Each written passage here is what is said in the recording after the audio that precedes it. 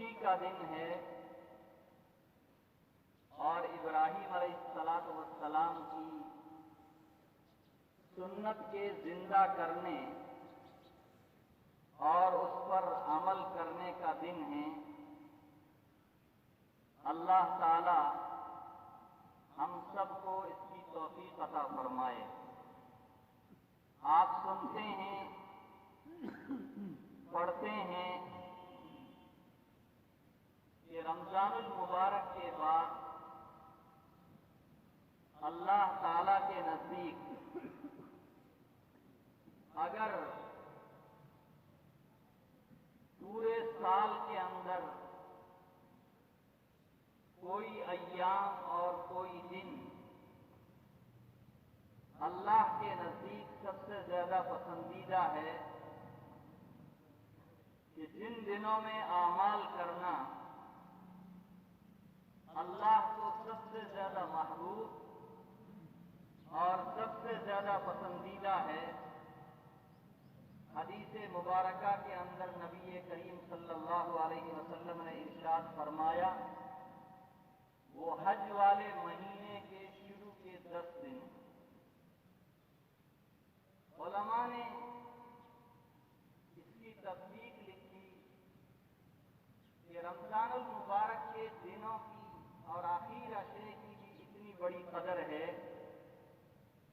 اور اس مہینے کے شروع کے 10 دنوں کی بھی اتنی بڑی اہمیت ہے، تو ان میں سب سے افضل کون سے ایام ہیں، سب سے افضل کون سے دن ہیں؟ علماء کرام نے لکھا ہے، رمضان المبارک کی راتیں سب سے افضل ہے، لیکن دنوں کے اعتبار سے حج والے مہینے کے دن 10 دن، اصل میں جو 9 ہی دن ہیں، یہ 9 دن سب سے افضل شمار کیے جاتے ہیں ثواب کے اعتبار سے، اعمال کی فضیلت کے اعتبار سے۔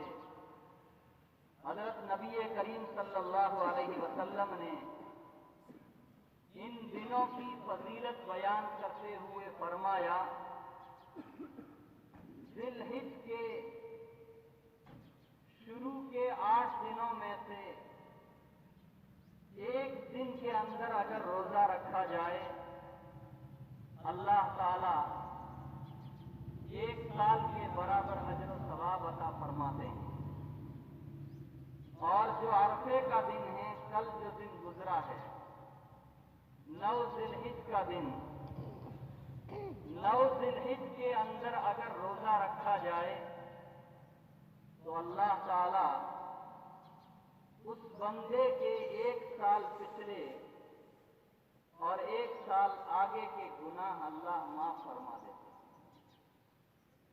سب سے پہلی فضیلت تو اس کی یہ ہے۔ دوسری فضیلت یہ ہے کہ یہ مہینہ حج والا مہینہ ہے۔ ساتھی ایک طرف صف نہ بنائیں، ادھر آگے بھی آتے رہیں تاکہ صفیں برابر ہوتی رہیں۔ دوسری فضیلت کی چیز یہ ہے کہ جس گھر کے اندر جو آدمی قربانی کر رہا ہے، باپ کر رہا ہے، بڑا بیٹا قربانی کر رہا ہے، یا دوسرے بھائی گھر میں ساتھ رہنے والے ہیں وہ قربانی کر رہے ہیں، تو حضرت نبی کریم صلی اللہ علیہ وسلم نے ارشاد فرمایا، حاجی لوگ جب حج کے لیے چلے جائیں گے، احرام باندھنے کے بعد بہت ساری حلال چیزیں ان کے اوپر حرام اور ناجائز ہو جاتی ہیں۔ احرام باندھنے کے بعد نہ بال کاٹ سکتے ہیں، نہ ناخن کاٹ سکتے ہیں، نہ خوشبو لگا سکتے ہیں، نہ سرما لگا سکتے ہیں، نہ اپنے بدن کے اوپر سے میل کچیل اچھی طرح صاف کر سکتے ہیں۔ یہ ساری چیزیں حاجیوں کے لیے ممنوع ہو جاتی ہے۔ हाजियों के लिए ममनू है और हज के अरकान और आमाल को अंजाम देने की वजह से अल्लाह की रहमतें और अल्लाह की बरकतें उनके ऊपर बारिश की तरह बरसती हैं। नबी करीम सल्लल्लाहु अलैहि वसल्लम ने फरमाया, कुर्बानी करने वाले लोग उन हाजियों के साथ मुशाबहत इख्तियार कर लें। कुर्बानी करने वाले लोग भी इस महीने का चांद नजर आने के बाद से लेकर कुर्बानी करने तक ना अपने नाखून काटें, ना बाल काटें, बस खास तौर से यही दो चीजें हाजियों के अलावा लोगों के लिए, अपनी मूछें ना तरसवाएं, दूसरी जगह के बाल ना लें, और कोई हिस्सा बदन का जहां से बाल साफ करने हों वहां से बाल साफ ना करे, बदन के नाखून ना काटे। ऐसा आदमी हाजियों के साथ मुशाबहत इख्तियार करता है तो अल्लाह ताला इस मुशाबहत की वजह से उनको भी हाजियों की तरह सवाब में शरीक फरमा देते हैं। ये दूसरी बड़ी चीज। तीसरी चीज, 9 ज़िलहिज की नमाज फजर से शुरू होती है और 13 ज़िलहिज की नमाज असर तक रहती है। उस तीसरी चीज को हम कहते हैं तकबीर तशरीक, तकबीरात तशरीक। अल्लाहु अकबर ला इलाहा इल्लल्लाह अल्लाहु अकबर वलिल्लाहिल हम्द। हमें रास्ते में भी ईदगाह में आते वक्त में जोर से पढ़ना चाहिए, जाते वक्त में भी इस कलमे को जोर से पढ़ना चाहिए। हर फर्ज नमाज के बाद 13 तारीख की असर तक मर्दों के लिए बुलंद आवाज से वाजिब है, औरतों को आहिस्ता आवाज से पढ़नी चाहिए। ये तीसरी चीज। चौथी चीज, नमाज ईदुल अजहा अदा करने के बाद से शुरू होती है और 3 दिन तक जारी रहती है। नमाज ईदुल अजहा के बाद से वो चीज शुरू होती है और 3 दिन तक जारी रहती है। वो चीज है कुर्बानी का अमल। कौन सा अमल? कुर्बानी का अमल। हम और आप इसकी तारीख रोजाना सुनते हैं कि हजरत इब्राहीम अलैहिस्सलाम से अल्लाह ताला ने बेटे की कुर्बानी मांगी थी। इब्राहीम अलैहिस्सलाम बेटे की कुर्बानी देने के लिए तैयार नहीं हुए थे, बल्कि पूरी तैयारी करनी थी। जो आलात चाहिए, जिस तरह ज़बह के लिए लिटाना चाहिए, वो सारी चीजें उन्होंने तैयार कर ली थी। लेकिन अल्लाह को तो इम्तिहान लेना था, बेटे को ज़बह कराना नहीं था। अल्लाह को इम्तिहान लेना था, आजमाइश की इस घड़ी से, इस दौर से उनको गुजारना था। हजरत इब्राहीम अलैहिस्सलाम इससे पहले के जितने कुर्बानी के दौर और जितने इम्तिहान के दौर उनके ऊपर से गुजरे, सारे इम्तिहानात के अंदर कामयाब हो गए। अल्लाह ताला ने इस इम्तिहान के अंदर भी उनको मुकम्मल तरीके से कामयाब फरमा दिया। इससे पहले उनको आग के अंदर डाला गया था, वो आग के अंदर भी कूद गए, लेकिन अल्लाह ताला ने आग से कह दिया था, या नारु कूनी बरदम व सलामन अला इब्राहीम। हाय आग, तू मेरे हुक्म से जलाती है। आज मेरा हुक्म ये है कि तेरे अंदर जलाने की सलाहियत है, खाकतर करने की तेरे अंदर सलाहियत है, लेकिन आज मेरा हुक्म ये है, या नारु कूनी बरदन, हाय आग बिल्कुल ठंडी हो जा और इब्राहीम अलैहिस्सलाम को सलामती पहुंचाने वाली हो जा। आग ने जर्रा बराबर भी इब्राहीम अलैहिस्सलाम को कोई नुकसान नहीं पहुंचाया। तो ये कुर्बानी का अमल होता है। अब बुजुर्गों और दोस्तों, सिर्फ 5 मिनट का वक्त बाकी रह गया है। 2-3 चीजें मुझे खास तौर से इस ताल्लुक से आप हजरात के सामने अर्ज करनी है। जो साथी बाहर खड़े हुए हैं उनके लिए जरूरी ऐलान है कि आप जल्दी आ जाएं। 5 मिनट के बाद नमाज का वक्त हो रहा है और इंशाअल्लाह वक्त होते ही सफेद दुरुस्त कर ली जाएगी। आप हजरात जल्दी से जल्दी अंदर आने की कोशिश करें, पहुंचने की कोशिश करें।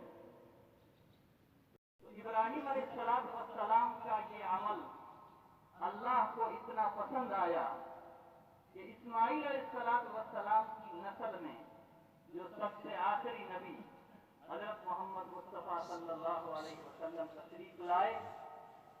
अल्लाह ताला ने इब्राहीम अलैहिस्सलाम की इस अदा को, इस सुन्नत इब्राहीमी को हजरत मोहम्मद मुस्तफ़ा सल्लल्लाहु अलैहि वसल्लम की उम्मत के लिए इसको वाजिब करार दे। हर साहिब निसाब जिस पर ज़कात वाजिब होती है उस पर कुर्बानी करना वाजिब है। लेकिन ज़कात में और कुर्बानी में दो फर्क है।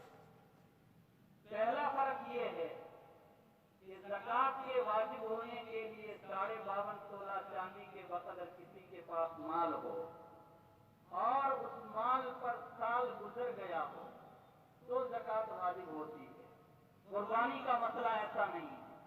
आप कुर्बानी से 3 दिन पहले तक गरीब थे, कुर्बानी से 3 दिन पहले आपके पास में इतना माल आ गया जो आपको साहिब निसाब बना देता है, तो आपके ऊपर उसी वक्त कुर्बानी वाजिब हो जाएगी। तो पहला फर्क तो ये है कि ज़कात में साल का गुजरना वाजिब होता है माल पर, कुर्बानी में माल के ऊपर साल का गुजरना वाजिब और जरूरी नहीं। दूसरा फर्क ये है कि ज़कात ऐसे माल पर वाजिब होती है जो माल बढ़ने की तिजारत की सलाहियत रखता है। सोना चांदी इससे कारोबार होता है, मार्केट में ये चीज चलती है, रुपए पैसे हैं, इससे तिजारत होती है, किसी के पास तिजारती माल है, ये माल बढ़ता रहता है, किसी ने अपने बकरे पाल रखे हैं, जानवर पाल रखे हैं, ये फरोख्त होंगे तो माल इससे बढ़ जाएगा। तो ऐसी चीजें अगर घर में हैं तो ज़कात वाजिब होगी। कुर्बानी के लिए अगर किसी आदमी के पास ऐसा माल है जो जरूरियात असलिया से जायद है, जरूरियात असलिया से क्या है, जायद है, हमारी जरूरत घर के अंदर एक ऐसी चीज से पूरी हो रही है, लाख रुपए वाली चीज से हमारी जरूरत पूरी हो रही है, हमने 3 लाख रुपए का माल जमा कर रखा है, वो माल बढ़ेगा नहीं, उस पर ज़कात वाजिब नहीं होगी, लेकिन उसकी वजह से आपके ऊपर कुर्बानी वाजिब हो जाएगी। ये दूसरा फर्क है। तो कुर्बानी जल्दी वाजिब होती है और ज़कात वाजिब होने के लिए माल के अंदर नमू की सलाहियत हो, बढ़ने की सलाहियत हो और इसी तरह उस माल के ऊपर साल गुजरे तो ज़कात वाजिब होती है। कुर्बानी के अंदर उस माल के ऊपर साल का गुजरना कोई जरूरी नहीं है, साल गुजरे बगैर भी उसके ऊपर कुर्बानी वाजिब हो जाती है। दूसरी चीज, कुर्बानी करने का तरीका पहले आमतौर से घरों के अंदर लोग आते थे, कुर्बानी सिखाते थे और हम भी उनको बुलाते थे कि आप हमारे घर आकर के जानवर को कैसे ज़बह किया जाए उसका हमें तरीका सिखलाएं। मुझे कई साथियों ने इस बात की तरफ तवज्जो दिलाई कि हमारे साथी इस सिलसिले में बेएहतियाती से काम लेते हैं और बसा औकात जानवर हराम हो जाता है।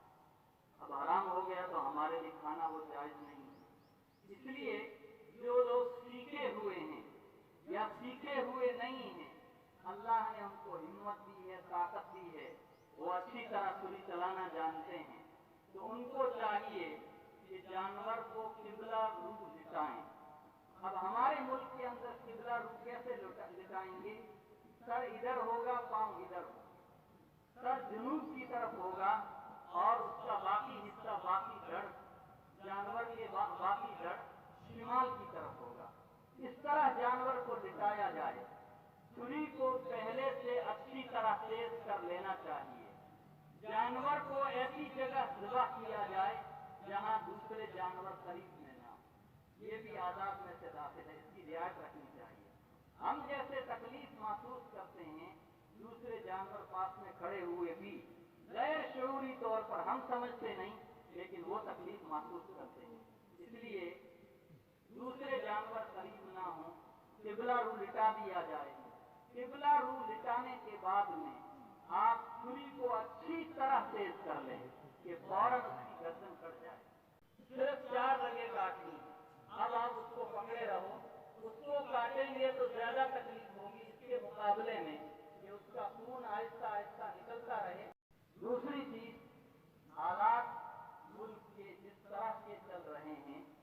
हम और आप सब उससे अच्छी तरह वाकिफ हैं। इसलिए हमारे बुजुर्गों की तरफ से ये ताकीद है कि हमारे खिलाफ चाहे कोई कैसा ही कितना ही गंदा माहौल बनाने की कोशिश करे, नफरत का माहौल बनाने की कोशिश करे, हमें इन हालात में हज़रत नबी करीम सल्लल्लाहु अलैहि वसल्लम की मक्की जिंदगी सामने रखनी चाहिए और मक्की जिंदगी सामने रख करके हमें उसके मुताबिक अमल करने की कोशिश करनी चाहिए। हमारा कोई ऐसा अमल जिसका वीडियो बन जाए, जिसका फोटो ले लिया जाए और लेने के बाद वो चीज आगे चल करके हमारे लिए या किसी और के लिए नुकसान का बाइस बन जाए, इससे हमें मुकम्मल तौर बचने की और एहतियात करने की कोशिश करनी चाहिए। इसमें पहली चीज ये है कि हम अपने जानवर को किसी और के पीछे ज़बह करने की कोशिश करें। खास तौर से जो लोग रास्तों के करीब रहते हैं, रोड के करीब रहते हैं, वहाँ से गाड़ियाँ निकलती रहती है, मुस्लिम गैर मुस्लिम हर तरह के लोग वहाँ से गुजरते रहते हैं। ऐसी जगहों के ऊपर हमें चाहिए कि हम किसी चीज की ओट के अंदर जानवर को ले जाकर के ज़बह करने की कोशिश करें। आप ये कहेंगे ये तो हमारे दिलों के अंदर डर और खौफ पैदा किया जा रहा है। बुजुर्गों, डर और खौफ नहीं है, ये हमें एहतियाती तदाबीर के ऊपर अमल करने के लिए आमादा किया जा रहा है। दूसरी चीज, उसके अंदर से जो गंदी चीज निकलती है, गलाजत निकलती है, हम उसको ऐसे ही खेत के किनारे पे ले जाके डाल देते हैं, किसी और जगह ले जाकर के फेंक देते हैं। ये अच्छी चीजें नहीं। हमारे बुजुर्गों की तरफ से हिदायत है कि उन चीजों को अच्छी तरह गड़ा खोद करके दफन कर दो। ओजरी का मसला हो, आंतों का मसला हो, उसके अंदर की गलाजत का, गंदगी का मसला हो, या और कोई चीज है जो आपको फेंकनी है, आप उसको ले जा करके गड़ा खोद करके दफन कर दें। ऐसे ही उसको बाहर फेंकने की कोशिश ना करें।